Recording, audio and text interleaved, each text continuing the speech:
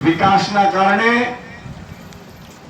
લાખ લાખ રૂપિયાના દેવા સાથે જન્મ લે છે ને એટલું નહીં, હવે હમણાં એક જ્યોતિષ પાસે એક બાળકનું નામ પૂછાયું પાડોશી, એટલે વ ઉપર આવતું હતું વૃષ, એટલે વ ઉપર તો કે નહીં વિકાસ નહીં નાખવું, વિકાસ નહીં, કે ભાજપે ગાંડો કરી દીધો છે.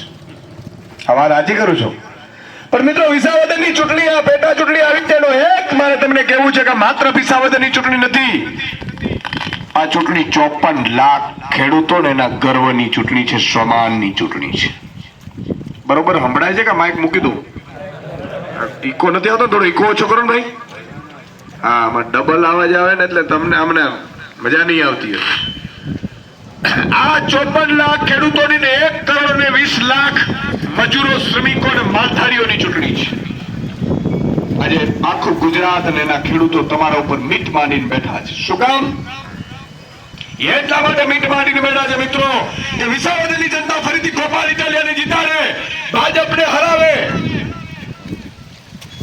એટલે નરેન્દ્ર મોદી પ્રધાનમંત્રી છે ને એ મીટિંગ બોલાવે દિલ્હીમાં અને પૂછે ભાજપ વાળાઓને, એના મંત્રીઓને, એના ધારાસભ્યોને, એના મુખ્યમંત્રીને, એના નેતાઓને, અને પૂછીને એમ કે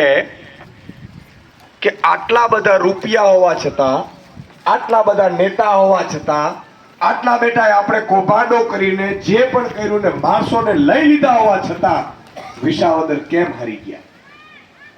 ત્યારે આ બઠિયા કાન કરી અને ભાજપના મંત્રી, મુખ્યમંત્રી એમ કહેશે કે સાહેબ હવેથી ખેડૂતો નારાજ છે, એના દેવા માફ નથી કર્યા આપણે. સાહેબ ખેડૂતો નારાજ છે, પાક વીમા યોજના બંધ કરી દીધી છે. સાહેબ મંડળીઓમાં ભ્રષ્ટાચાર થાય છે, કૌભાંડ થાય છે. સાહેબ એપીએમસી માં આપણે ખેડૂતોને લૂંટીએ છીએ, ખેડૂતોને ખબર પડી ગઈ છે. સાહેબ રોડ, રસ્તા ને ખાતર માટે ને બિયારણ માટે ખેડૂતોએ લાઈનોમાં ઊભું પડે છે. પછી નરેન્દ્ર મોદી શું કહેશે ખબર છે? કે તો શું કરી શકાય?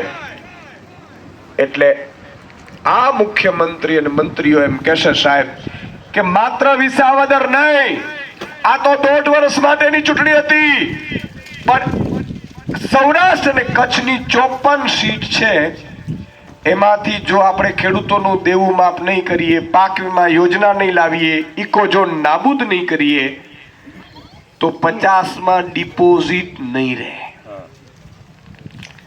હવે સમજણ પડી આ ચૂંટણી કેટલી અગત્યની છે.